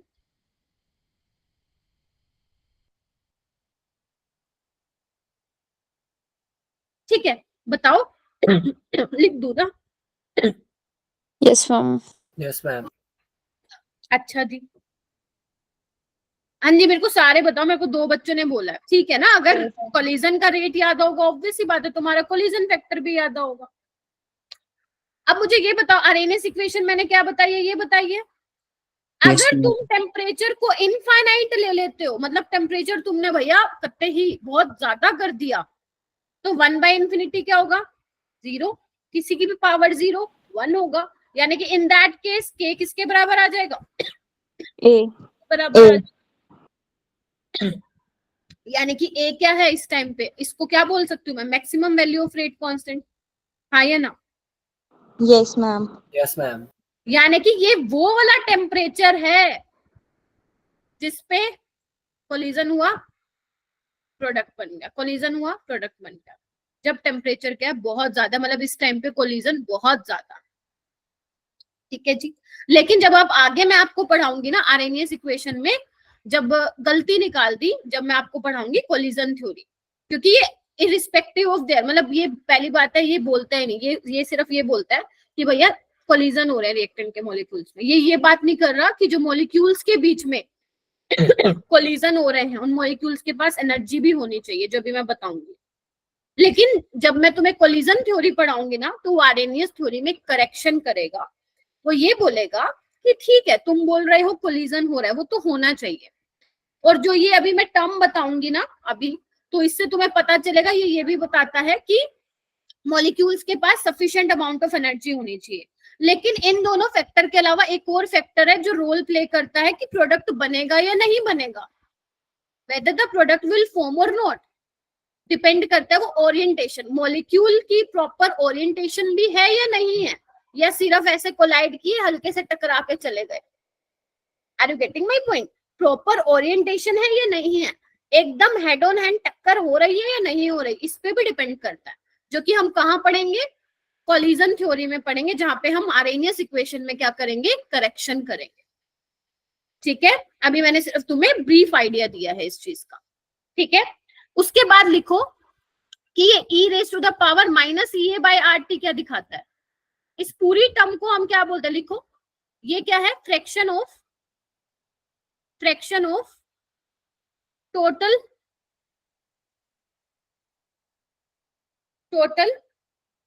reactant molecule with kinetic energy equal to or greater than activation energy। अभी मैं एक्टिवेशन एनर्जी भी तुम्हें बताऊंगी होता क्या है। और fraction of molecule in activated state at temperature T, kelvin में, ठीक है। लिखो इसको एक बार। अभी तुम्हें एक्टिवेशन एनर्जी का नहीं पता है, मुझे पता है। तुम्हें ये नहीं पता एक्टिवेटेड स्टेट क्या, आई नो नहीं पता है, अभी बताऊंगी इसके बाद। यानी कि ये वाली टर्म क्या बता रही है? एक बार बताओ, रिएक्टेंट के मॉलिक्यूल्स हैं, उनके पास अपनी कोई एनर्जी होगी। आपको याद है आपने फोटो इलेक्ट्रिक इफेक्ट पढ़ा था 11th क्लास में? आपने क्या बोला था? अगर आप कोई मेटल सरफेस ले रहे हो, उसके ऊपर आपको एक ऐसी फ्रीक्वेंसी वाली रेडिएशन फॉल करानी पड़ेगी जो मिनिमम, मतलब थ्रेशोल्ड फ्रीक्वेंसी के या तो बराबर हो या उससे ज्यादा हो, तभी वो इलेक्ट्रॉन आपका इजेक्ट आउट होता था मेटल सरफेस से, है ना। तो यहाँ पे भी ऐसा है, जब तक आपके रिएक्टेंट के मॉलिक्यूल्स के पास सफिशिएंट अमाउंट ऑफ एनर्जी नहीं होगी तब तक आपका प्रोडक्ट नहीं बनेगा। ये क्लियर हुई ये वाली बात? ठीक है, तो आप इसको Yes, ma'am. मैथमेटिकल टर्म में ये भी लिख सकते हो, मॉलिक्यूल हैविंग, जिसके पास काइनेटिक एनर्जी या तो इतनी हो एक्टिवेशन एनर्जी बराबर, या उससे ज्यादा हो या उसके बराबर हो, divide by total number of molecule. और अगर परसेंटेज निकालना है, परसेंटेज कैसे निकालोगे बेटा? Percentage of molecule having kinetic energy is greater than और इक्वल टू एक्टिवेशन एनर्जी, क्या करोगे? मल्टीप्लाई बाय 100 कर दोगे, हाँ या ना?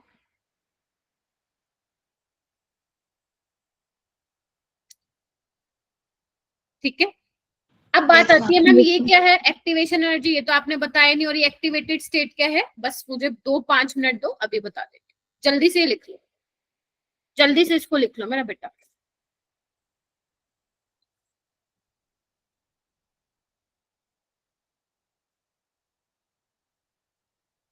देखो 5 मिनट भी नहीं, अभी बता रही हूँ। लिख लिया इसको? एक बार मुझे थम्स अप दे दो, यस मैम हो गया। Yes, ma'am. तो यानी कि मैंने अभी तक तुम्हें क्या बताया? मैंने अभी तक तुम्हें ये बताया, आर्हेनियस जी ने एक इक्वेशन दी थी जो कि हमें रिलेशन बता रही थी रेट कांस्टेंट और टेम्परेचर का, ठीक है जी। अच्छा, तो हमारे पास के हमें पता चल गया, ए हमें पता चल गया कि कोलिजन फैक्टर है, वो रेट ऑफ कोलिजन को बढ़ाता है, बताता है कि जितना ज्यादा कोलिजन होगा ए की वैल्यू भी ज्यादा होगी। एक्टिवेशन एनर्जी अभी मैं बता रही हूँ, टी टेम्परेचर लोगे केल्विन में, आर की वैल्यू क्या रखोगे, ठीक है। उसके अलावा मैंने ये बताया e raise to the power minus A by R T, यहाँ पे क्या इंडिकेट कर रहा है? वो इंडिकेट कर रहा है टोटल मॉलिक्यूल, मान लो तुम्हारे 100 है ना, टोटल रिएक्टेंट के मॉलिक्यूल लेट से कि 100 है, 100 में से कितना फ्रैक्शन ऐसा है मॉलिक्यूल्स का जिनके पास सफिशिएंट अमाउंट ऑफ एनर्जी होगी टू कन्वर्ट इनटू प्रोडक्ट। ध्यान रखना, अगर मान लो 100 मॉलिक्यूल्स हैं, कभी भी 100 के 100 मॉलिक्यूल्स जो है प्रोडक्ट में चेंज नहीं होते हैं। ध्यान से सुन लो, उसमें से कुछ फ्रैक्शन ऑफ द मॉलिक्यूल्स ही किसमें चेंज होंगे? प्रोडक्ट में चेंज होंगे। उसके लिए 3 कंडीशन होगी, पहला कोलिजन होना जरूरी है, दूसरा सफिशिएंट अमाउंट ऑफ एनर्जी होना जरूरी है, तीसरा जो हम कोलिजन थ्योरी में पढ़ेंगे दैट इज ओरिएंटेशन फैक्टर, ठीक है। तो कभी भी तुमसे कोई पूछे कैसे बन जाएगा क्या रिएक्टेंट से प्रोडक्ट, आप कहोगे नहीं भाई ऐसे तो नहीं बनेगा, 3 चीजें अगर उसके पास है तो बनेगा। अब बात आती है मेरे पास एक्टिवेशन एनर्जी क्या होती है? एक्टिवेशन एनर्जी क्या होती है? देखो सिंपल, मैं एक ग्राफ से समझाती हूँ तुम लोगों को, ध्यान से देखना, पहले ग्राफ मत बनाना, मैं बना रही हूँ। ये जो मैं ग्राफ बना रही हूँ वो बना रही हूँ potential energy versus progress of reaction, इसको हम बोलते हैं energy profile diagram, energy profile diagram बोलते हैं। अब जो मैं ये ग्राफ बना रही हूँ ध्यान से देखना, तुम अभी मत बनाना, पहले समझ लो मैं समझाना क्या चाह रही हूँ।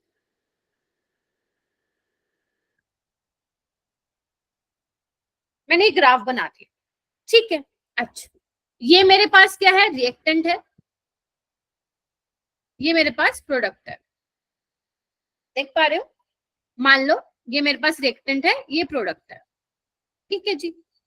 अब रिएक्टेंट भैया को कहाँ जाना है? प्रोडक्ट में जाना है। अब रिएक्टेंट को अगर प्रोडक्ट में जाना है तो उसके सामने एक पहाड़ की चोटी है, हाँ या ना? Yes, ma'am. Yes, ma'am. उसको क्रॉस करके तो भैया जाना पड़ेगा, है ना? ये चोटी जो है इसको भी मैं नाम दूंगी ट्रांजिशन स्टेट। अब इस पहाड़ की चोटी को क्रॉस करके इसको प्रोडक्ट में कन्वर्ट होना पड़ेगा, तो यानी कि मतलब एनर्जी चाहिए होगी इसको। इस पूरे की जो, अगर मैं इस वाली एनर्जी को बात करूं, देखो ये जो टोटल एनर्जी है इसको हम बोलते हैं थ्रेशोल्ड एनर्जी। क्या बोलते हैं मेरा बेटा? Threshold energy. क्या होती है थ्रेशोल्ड एनर्जी? लिख सकते हो, ये होती है मिनिमम टोटल एनर्जी, ध्यान से सुन लो एक एक line, minimum total energy which the reactant possess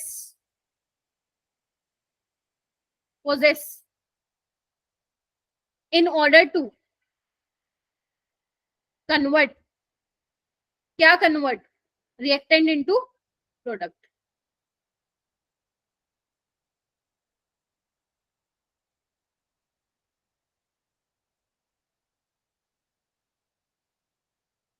मैं तो बोलूंगी मस्ट पोजेस लिखो यहाँ पे। ये कौन सी एनर्जी है बेटा? ये वो टोटल एनर्जी है जो रिएक्टेंट मॉलिक्यूल्स के पास होनी चाहिए इस बैरियर को क्रॉस करने के लिए। अब मुझे एक बात बताओ, ऑलरेडी रिएक्टेंट के पास इतनी एनर्जी है ही? बोलो हाँ या ना। Yes, ma'am. Yes ma'am. Krish, Sujal, yes ma'am. Yes ma'am. Dikshant, Jasmine, Krish आवाज आ रही है? Yes ma'am. तो मतलब रिएक्टेंट के पास इतनी ऑलरेडी एनर्जी है, उसको कितनी और चाहिए? इतनी और चाहिए, हाँ या ना? इतनी एक्स्ट्रा एनर्जी चाहिए देखो इस बैरियर को क्रॉस करने के लिए। और जितनी extra additional amount of energy चाहिए उसी को ही हम क्या बोलते हैं? Activation energy. उसी को हम क्या बोलते हैं? एक्टिवेशन एनर्जी बोलते हैं। तो थ्रेशोल्ड एनर्जी क्या है? जो मिनिमम टोटल एनर्जी भैया रिएक्टेंट के पास होनी ही चाहिए, रिएक्टेंट में कन्वर्ट होने के लिए नहीं है तो वो नहीं चेंज होगा। मतलब थ्रेशोल्ड एनर्जी, जितनी एनर्जी तो होनी चाहिए उससे ज्यादा भी हो सकती है, ठीक है। और एक्टिवेशन एनर्जी क्या है? जो एडिशनल अमाउंट में हमें एनर्जी चाहिए रिएक्टेंट को प्रोडक्ट में कन्वर्ट करने के लिए, उसको हम एक्टिवेशन एनर्जी बोलते हैं। इतनी चीज क्लियर हुई? Let's say this is your elementary reaction कि रिएक्टेंट प्रोडक्ट में जा रहा है, ठीक है। अब मुझे एक बात बताओ सोच समझ के, ये तुम्हारा रिएक्टेंट की एनर्जी, ये देख पा रहे हो, ये प्रोडक्ट, इन दोनों का डिफरेंस क्या होगा? इन दोनों के डिफरेंस को हम क्या बोलेंगे? Delta H. क्या बोला मैंने? डेल्टा एच क्या है तुम्हारा? प्रोडक्ट की एनर्जी माइनस रिएक्टेंट की एनर्जी। डेल्टा एच क्या होता था? हीट कंटेंट, एंथैल्पी, याद करो। Yes ma'am. Yes, ma'am. Change in enthalpy. अभी मैं आगे तुम्हें बनवाऊंगी एनर्जी प्रोफाइल डायग्राम एक्सोथर्मिक और एंडोथर्मिक के केस में, वहां पे दोबारा ये चीजें आएंगी, ठीक है। और अगर मैं बोलूं बेटा थ्रेशोल्ड एनर्जी मेरी किसके बराबर होगी, तो आप बोलोगे मैम रिएक्टेंट की एनर्जी प्लस एक्टिवेशन एनर्जी के बराबर होगी। यस और no? Yes ma'am. Yes ma'am. तो यानी कि अभी तक के लिए तुम्हें क्या पता चल गया? एक्टिवेशन एनर्जी तो पता चल गई कि क्या होगा। मतलब इतनी एनर्जी तो मॉलिक्यूल्स के पास होनी चाहिए to convert reactant into product. Threshold energy क्या है? मिनिमम टोटल एनर्जी है। डाउट है तो अपना रेडी रखना। एक्टिवेशन एनर्जी क्या है? जो एक्स्ट्रा, क्योंकि रिएक्टेंट के पास इतनी ऑलरेडी है, अब उसको इतनी और चाहिए, और इतनी और ही क्या है? एक्स्ट्रा एनर्जी, जो कि रिएक्टेंट से प्रोडक्ट में कन्वर्ट होने के लिए चाहिए। और इस पहाड़ की चोटी को क्या बोलते हैं? Transition state. अभी तुम्हारे नेक्स्ट क्लास में आएगी ट्रांजिशन स्टेट थ्योरी। हो सकता है कि तुमने जीओसी में कभी पढ़ा हो 11th क्लास में, या तुमने पढ़ा होगा कि वो रिएक्शन जो सिंगल स्टेप में हो जाती है, मतलब एक ही स्टेप में हो जाती है, तो वो उसमें ट्रांजिशन स्टेट बनती है। आई डोंट नो कितने बच्चों ने सुना है, नहीं सुना तो इट्स ओके, वो अपनी ऑर्गेनिक में भी आएगा, बाकी यहाँ पे भी आएगी ट्रांजिशन स्टेट थ्योरी, जो कि मैं नेक्स्ट क्लास में तुम लोगों को कराऊंगी, ठीक है जी। अभी के लिए मैंने क्या किया, बता के छोड़ दिया कि ये जो पहाड़ की चोटी है उसको क्या बोलते हैं? ट्रांजिशन स्टेट बोलते हैं, क्योंकि इसकी एनर्जी देखो ज्यादा है। देख पा रहे हो, जो ट्रांजिशन स्टेट की एनर्जी है वो रिएक्टेंट की एनर्जी से भी ज्यादा और प्रोडक्ट की एनर्जी से भी ज्यादा है। यानी कि इसकी स्टेबिलिटी कम हो जाएगी ट्रांजिशन स्टेट की। और किसी की अगर स्टेबिलिटी ही कम है तो वो क्या उसमें रहना चाहेगा? क्या नहीं रहना चाहेगा। तो जैसे ही रिएक्टेंट से ट्रांजिशन स्टेट बनती है वो कम टाइम के लिए ही एग्जिस्ट करती है, उसके बाद क्या बन जाता है? हमारा फाइनल प्रोडक्ट बन जाता है। जैसे तुमने सुना होगा ऑर्गेनिक में रिएक्टेंट से डायरेक्ट आपका प्रोडक्ट नहीं बनता, बीच में इंटरमीडिएट्स भी बनते हैं, लाइक कार्बोकेटायन, कार्बोनायन, है ना, फ्री रेडिकल, कार्बी, नाइट्रीन, ये सब, ठीक है। और इंटरमीडिएट आपको पता है ये कॉम्प्लेक्स रिएक्शंस में बनता है, मैंने सिखाया था आपको इस चैप्टर में, ठीक है। चलो उसके बाद हम बनाते हैं कुछ इंपॉर्टेंट ग्राफ्स, ठीक है। पहले इसकी लो एलएन कौन सी थी? अच्छा मुझे ये बताओ क्या थी हमारी आरएनएस इक्वेशन, कौन बताएगा मुझे?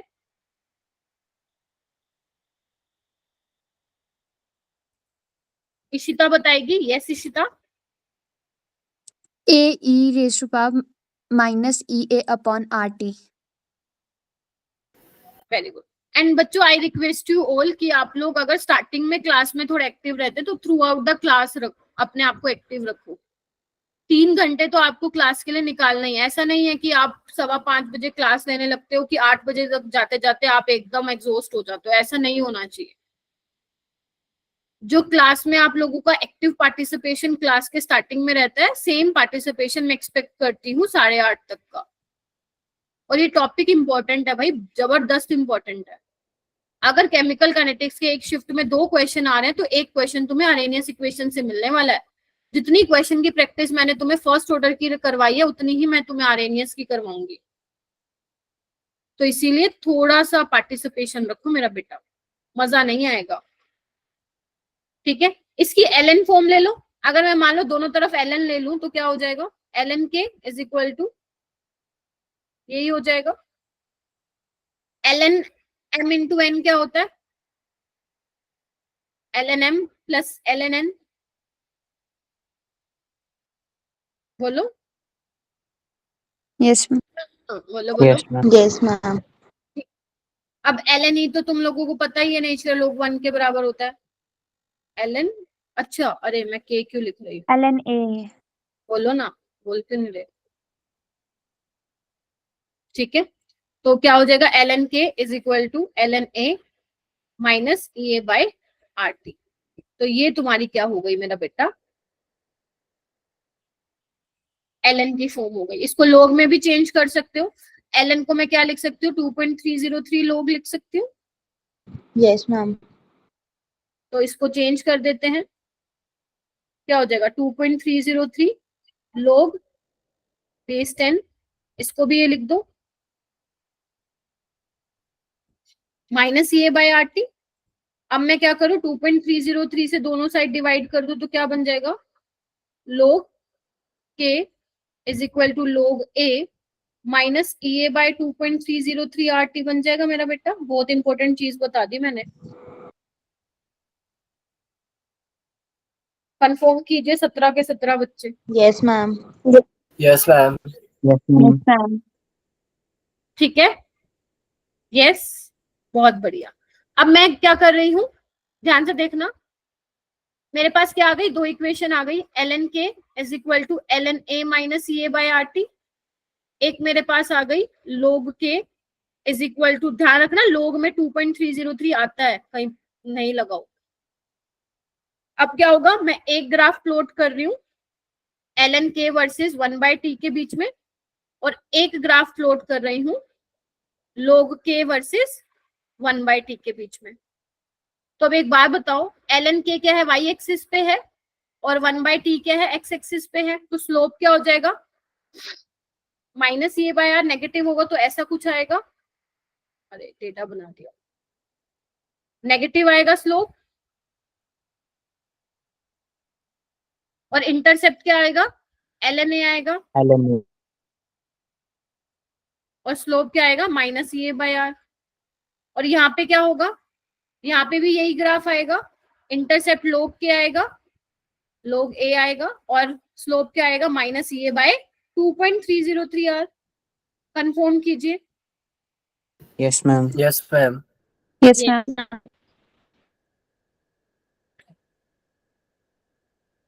ठीक है, कनक, सुजल, आर्यन, कार्तिक, साक्षी मेरा बेटा, ओन, कार्तिक, अच्छा कार्तिक का नाम तो ले दिया मैंने, अनुराग, अनिरुद्ध। एक तीसरा ग्राफ होता है के वर्सेस टी। कैसा ग्राफ होगा, आप सबको ये तो पता है मैम, टेम्परेचर के साथ रेट कांस्टेंट बढ़ेगा, लेकिन कैसे बढ़ेगा, इधर देखो, K is equal to A E raise to the power minus A by R T. ये था। अब मुझे तुम खुद बताओ, अगर टेम्परेचर बढ़ेगा तो ये वाली वैल्यू क्या होगी, छोटी होगी, yes E ma'am. Raise to the power minus A by R T. अगर डिनोमिनेटर वाली टर्म ज्यादा है तो E A by R T ये छोटी हो जाएगी ना। Yes ma'am. और अगर ये छोटी होगी तो कोई चीज नेगेटिव में छोटी हो रही है, इट मींस वो पॉजिटिव की तरफ जा रही है, तो के क्या होगा, बढ़ेगा। लेकिन कैसा बढ़ेगा, एक्सपोनेंशियली इंक्रीज होगा। देखो समझे, टेम्परेचर अगर बढ़ेगा तो e raise to the power minus A by R T कम होगा, मतलब नेगेटिव में कोई चीज कम हो रही है ना। -2 Yes, ma'am. -1 0 1 2 3, यानी कि पॉजिटिव की तरफ जा रहे हैं, तो के भी क्या हो जाएगा, फिर बढ़ जाएगा। ठीक है, तो ये 3 ग्राफ हैं जो तुम्हें अच्छे से इसके पता होने चाहिए। सबसे ज्यादा कौन से इंपॉर्टेंट ग्राफ है, ये वाले, पहला और दूसरा। क्लियर हुआ मेरा बेटा इतना? Yes ma'am. Yes, Yes, ma'am. Yes, ma'am. ठीक है, ओके। अभी तुम्हें ये पता चल गया कि टेम्परेचर भैया उस पे रेट कांस्टेंट पे डिपेंड करता है। तो मान लेते हैं हमारी कोई रिएक्शन है, वो किसी T1 टेम्परेचर पे हो रही है, तो उसके केस में आरएनएस इक्वेशन कैसे लिखूंगी, K1 is equal to A e raised to the power minus EA by RT1 लिखूंगी। Yes, ma'am. ठीक है, और इसमें हम ये मान लेते हैं, एज्यूम कर लेते हैं कि हमारा एक्टिवेशन एनर्जी एंड जो आर्हेनियस फैक्टर है, जिसको आप कोलिजन फैक्टर बोल रहे हो, does not change with temperature. हालांकि हमारा कोलिजन फैक्टर टेम्परेचर के साथ चेंज होता है, क्योंकि टेम्परेचर बढ़ेगा कोलिजन बढ़ेंगे, लेकिन हम मान लेते हैं कि नेग्लिजिबल चेंज आया होगा, तो इसलिए मैं एज्यूम कर रही हूँ EA एंड कोलिजन फैक्टर जो है चेंज नहीं हो रहा है। ठीक है, इसलिए मैंने A1 नहीं लिखा, इसलिए मैंने EA1 नहीं लिखा। मान लेते हैं सेम रिएक्शन जो है किसी टेम्परेचर T2 पे हो रही है मेरा बेटा, ऐसे लिख दूं। Yes, ma'am. अब दोनों तरफ क्या ले लो, मान लो this is equation number 1, this is equation number 2, ln ले लो फर्स्ट इक्वेशन का, तो ये क्या बन जाएगा, ln A minus EA by RT1, और ऐसे ही ln K2 ln A minus EA by RT2। Yes, ma'am. अब क्या करोगे, पूरी डेरिवेशन नहीं करा रही हूँ, जब तुम इसको माइनस करोगे ना, तो आप तुम्हारे पास एक फॉर्मूला बन के आ जाएगा, जो कि तुम्हें याद रखना है। क्या, ln K2 by K1 is equal to minus A, ध्यान से सुन लेना, minus EA by R 1 by T2 minus 1 by T1। This is your final equation. फिर से बोल रही हूँ, ln K2 by K1 is equal to minus EA by R 1 by T2 minus 1 by T1. T2 should be greater than T1. अगर तुम बाहर minus नहीं ले रहे हो, प्लस ले रहे हो, तो अंदर क्या लिख दोगे, 1 by T1 minus 1 by T2। अगर तुम लोग की टर्म्स में लिखते हो, तो लोग की टर्म्स में क्या आ जाएगा, फिर वो भी तुम लिख सकते हो, वो आ जाएगा log K2 by K1 minus EA by 2.303 R 1 by T2 minus 1 by T1। बोलो। Yes, Yes, ma'am. ma'am. yes, ma'am. Ma'am ये इक्वेशन है बहुत ही काम की।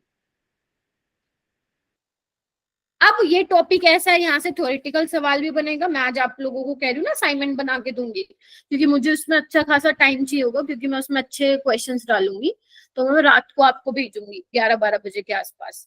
ठीक है, तो ये इंपॉर्टेंट है काफी।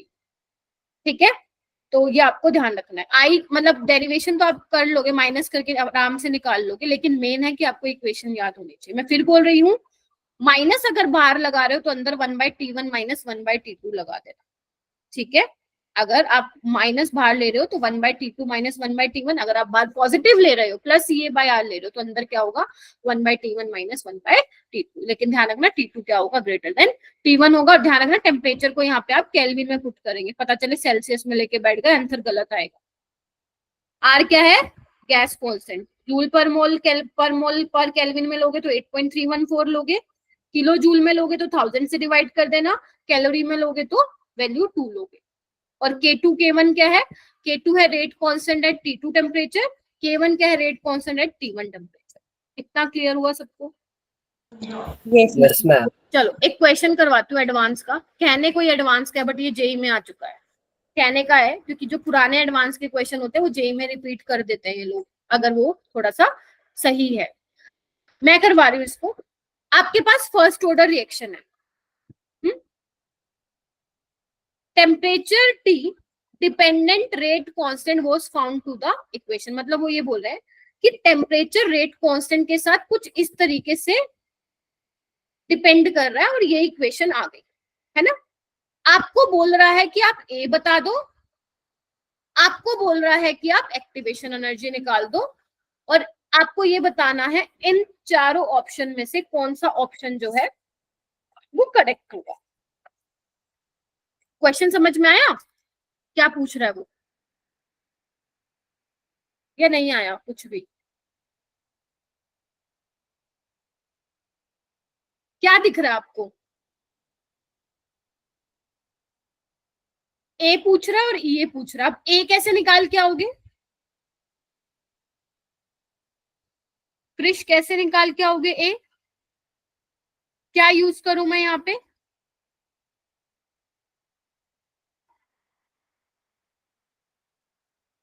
थोड़ा सा तो मेरे को बताओ, ऐसे तुम बिल्कुल ही ब्लैंक हो जाओगे तो काम नहीं चलेगा बेटा। Jasmine, RNS equation. हाँ बोलो ना, खुल के बोलो। आरएनएस इक्वेशन कौन सी वाली टर्म में लिखूं? लोग वाली टर्म में लिखूं ना? Yes ma'am. लोग के इज इक्वल टू लोग ए। आधे से ज्यादा क्लास का ध्यान नहीं है यहाँ पे, कल से कैमरा ऑन करवाऊंगी क्लास में, देख लेना फिर तुम। लोग के इज इक्वल टू लोग ए minus A by 2.303 R T. अब इस इक्वेशन को और इस इक्वेशन को कंपेयर करो तो मेरे पास क्या आ जाएगा? इसको मैं ऐसे लिख दूं, देखो इस इक्वेशन को, log K is equal to 6 minus 2001 by T. देखो हाँ ये ना। Now the equate both these two equation. देखो तो यहां से मुझे पता चल गया लोग ए कितना आ रहा है? 6 ए क्या आएगा? 10 की पावर 1 की पावर 6। बस खत्म। यानी कि ऑप्शन ए नहीं हो सकता, नहीं हो सकता है, बी नहीं हो सकता। एक चीज खत्म। चल अब तुमसे पूछा एक्टिवेशन एनर्जी बता दो, क्योंकि किसके बीच में क्या पूछा इन्होंने। यस, एक्टिवेशन एनर्जी क्या होगी मेरे पास? कहाँ लिखूं? ऊपर लिख देती हूँ। एक्टिवेशन एनर्जी होगी मेरे पास minus A by 2.303 R is equal to minus 2000। ऐसे ही कंपेयर करूंगी तो ये कैंसिल आउट हो जाएगा, हाँ या ना? Yes ma'am. Yes ma'am. बस निकल गया। ये क्या हो जाएगा? ये हो जाएगा तुम्हारा 2.303। आर की वैल्यू बोल रखी है क्या उसने कितनी लेनी है? नहीं, उसने बोला किलो जूल में लेनी है, तो तुम ले लो। किलो जूल में कैसे लोगे? आर क्या होता है? 8.314 होता है ना जूल पर केल्विन में। आप इसको 1000 से डिवाइड कर दो, ठीक है? और यहाँ पे क्या होगा तुम लोगों का? 2000 हो जाएगा ये क्वेश्चन।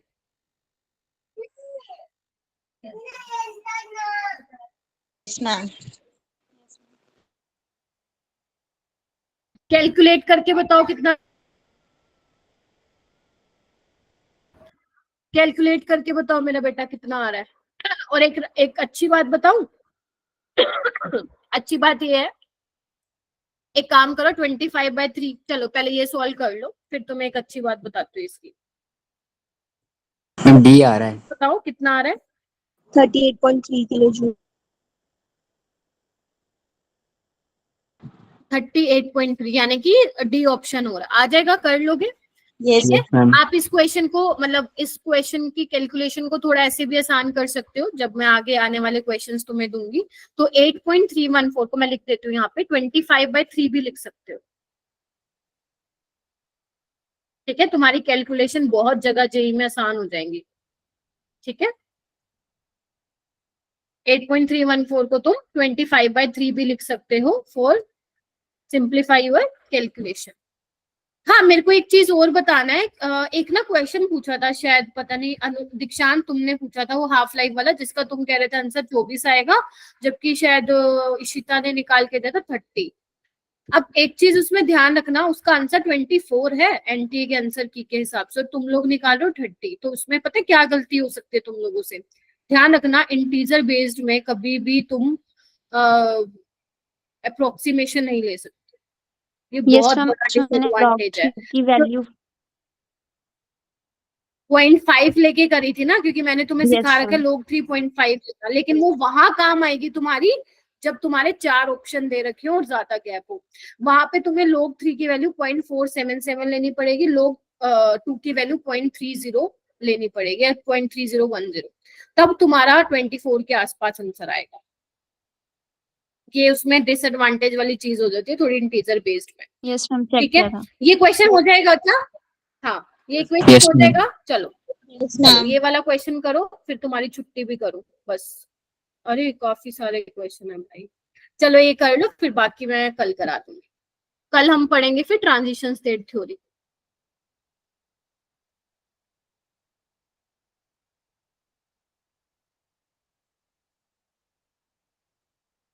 देखो सेम वही क्वेश्चन है, और ये जेई का है, मेन का।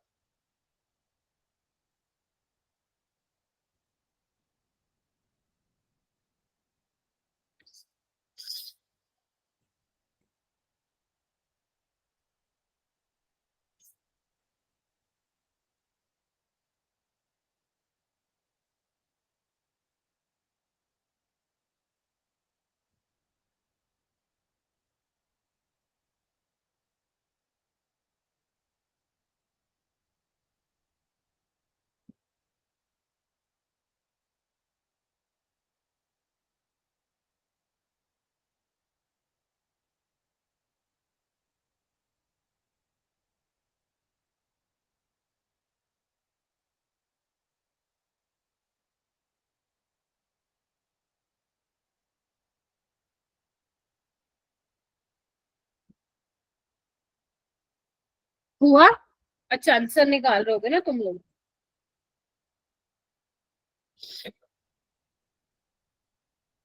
और देखो इन्होंने ना आर की वैल्यू लिख के भी दी हुई है, 8.3 लेनी है, तो अपनी मर्जी से अब तुम कुछ नहीं, पत्ता भी नहीं ला सकते इस क्वेश्चन में।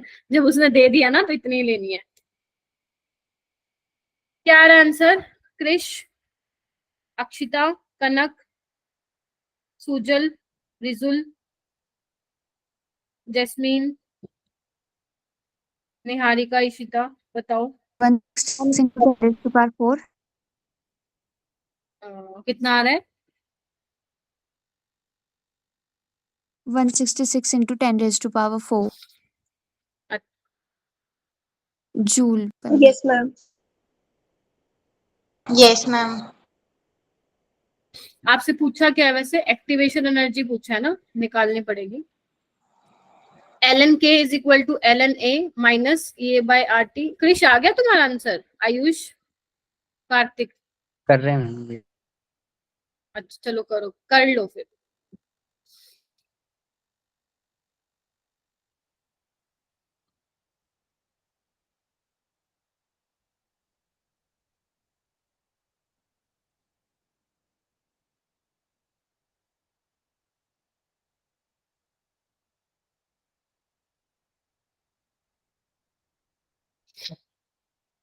लेकिन ये जूल में आया मेरा बेटा, इसको 1000 से डिवाइड भी तो करना है। यस तो मैम, आ जाएगा 166। देखो एक बार सारे मैथ कर लो बेटा।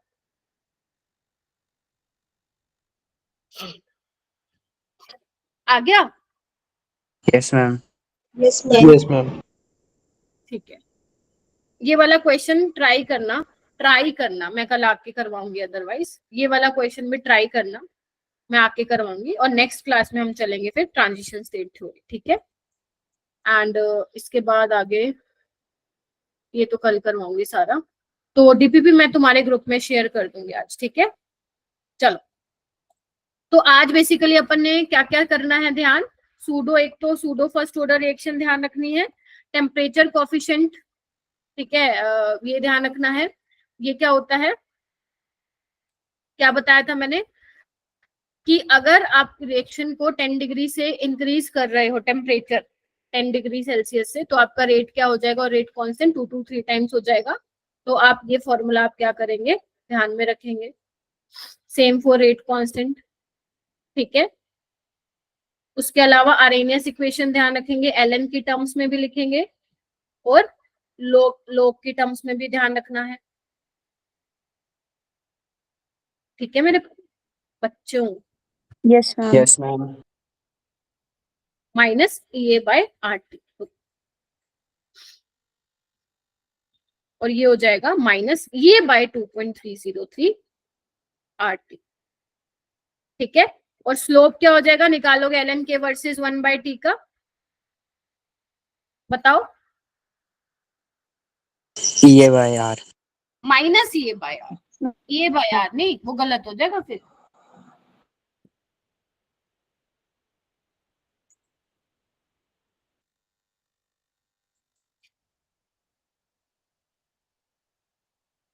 और अगर मैं बोलूं लोग k वर्सेस 1/t का स्लोप क्या होगा, तो तुम बोलोगे माइनस ए बाय। बाय 2.303 हाँ। ठीक है, मुश्किल लगा है क्या? मुश्किल नहीं है, ये वाला टॉपिक तो बहुत सही है। Yes ma'am. ठीक है, तो ये हो जाएगा स्लोप माइनस ये बाय आर। बट अगर तुम लोग k वर्सेस 1/t ले रहे हो तो वो हो जाएगा माइनस ए बाय 2.303 आर। और अगर मान लो दो रेट कांस्टेंट और दो टेम्परेचर दे रखे होंगे तो इन दैट केस ये वाला फॉर्मूला यूज कर लेना। करवाऊंगी क्वेश्चन में नेक्स्ट क्लास में। 1/T2 माइनस 1/2, जैसे मान लो वो बोल देगा कि रेट कांस्टेंट डबल हो गया है ना पहले वाले के, तो आप क्या बोलोगे कि K2/K1 2 हो गया। वो बोल देगा कि रेट आपका 3 टाइम्स हो गया, तो आप क्या लिखोगे, K2/K1 3। मान लो वो बोल गया कि क्वाड्रोपोल हो गया, तो मतलब K2/K1 की वैल्यू क्या लेंगे, 4 लेंगे। तो ये क्वेश्चन भी मैं आप लोगों को कराऊंगी। तो मेन आपको ये जो है आज की क्लास में ध्यान रखने वाली बातें ये थी।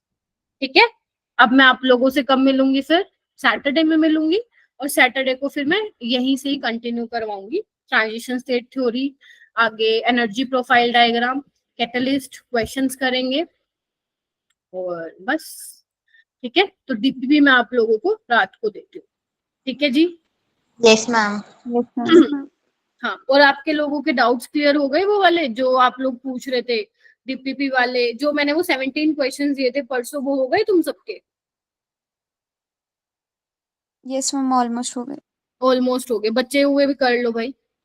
बाकी भी Yes. बच्चे जो क्लास में नहीं बोलते हैं प्लीज कर लीजिए, आप लोगों के लिए अच्छा है। एंड ट्राई करो, ट्राई क्या करो, 1.5 घंटा जब क्लास में बैठते हो तो अपना पूरा ध्यान लगा के क्लास में बैठा करो। अगर आप लोग 1 मिनट भी अपना इंटरेस्ट लूज कर देंगे तो अगले ही पल कुछ समझ में नहीं आएगा। एंड ये वैसा ही चैप्टर है।